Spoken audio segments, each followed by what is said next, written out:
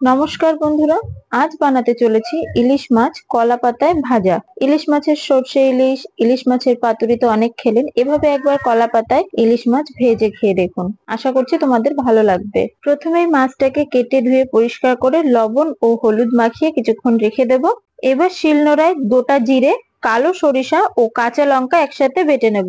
ঝালটা তোমরা তোমাদের পছন্দ অনুসারে দেবে। ভিডিওটি যদি ভালো লেগে থাকে তাহলে অবশ্যই একটি লাইক, কমেন্ট ও শেয়ার করে দেবে, আর চ্যানেলে নতুন হলে চ্যানেলটি সাবস্ক্রাইব করে পাশে থাকবে। এই বাটাটা তোমরা মিক্সারেও বেটে নিতে পারো, আর তোমরা চাইলে কালো সরিষার বদলে সাদা সরিষাও দিতে পারো। আমি এখানে 5 পিস মাছ নিয়েছি, দিয়ে দিলাম সামান্য হলুদ, বেটে রাখা মশলা ও সরিষার তেল। এবার এটাকে বেশ ভালোভাবে মাখিয়ে নেব।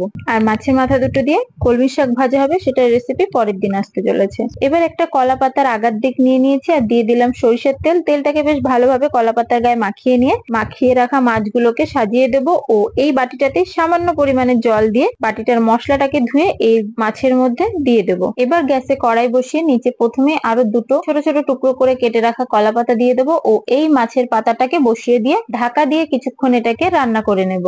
এভাবে কিন্তু যে কোনো মাছই রান্না করে খাওয়া যায়, আর এইভাবে কলা পাতায় মাছ ভাজাটা খেতেও কিন্তু সত্যি খুবই ভালো লাগে। তোমরা বাড়িতে অবশ্যই একবার এভাবে রান্না করে খেয়ে দেখো। এভাবে কিছুক্ষণ রান্না করে নেওয়ার পর যখন এই জলটা একটু কমে আসবে, তখন এই কলা পাতা সমেত মাছটাকে একটা পাতলা থালাতে নামিয়ে নেব। এবার অন্য একটা কলা পাতাতে আবারও সরিষার তেল মাখিয়ে মাছটার উপরে চাপা দিয়ে দেবো ও আরো একটা পাতলা থালা দিয়ে দু হাত দিয়ে চেপে ধরে থালাটাকে উল্টে দেব। তাহলেই খুব সহজে এই মাছগুলো ওই কলা পাতাতে চলে আসবে। ভিডিওটা আমার কোনো কারণে ডিলিট হয়ে গেছে, তাই আমি তোমাদেরকে দেখাতে পারলাম না। এবার উল্টে নিয়ে ওই পিঠটাকেও একইভাবে কিছুক্ষণ রান্না করে নিলে আমাদের তৈরি হয়ে যাবে কলা পাতায় ইলিশ মাছ ভাজা।